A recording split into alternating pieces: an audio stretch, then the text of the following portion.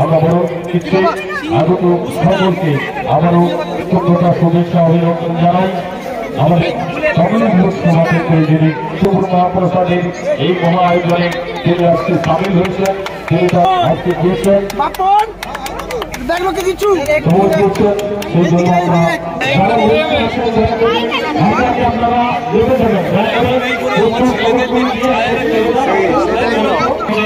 শুভেচ্ছা জানাচ্ছেন আমাদের প্রধানমন্ত্রীকে একে একে যারা আসছেন